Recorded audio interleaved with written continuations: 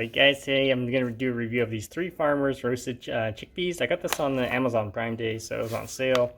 Let's do a quick taste test, and I'll show you what's in there first. Of course, they're high in fiber, no artificial flavorings, but there's a nutrient panel. Basically, chickpeas, oleic sunflower oil, and sea salt. As you can see, vegan, gluten-free. Let's do a quick taste test. Okay, so that's what it looks like.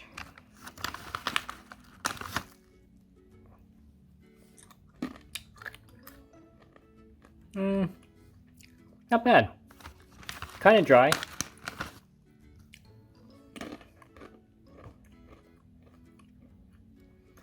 And texture-wise, they're kind of soft.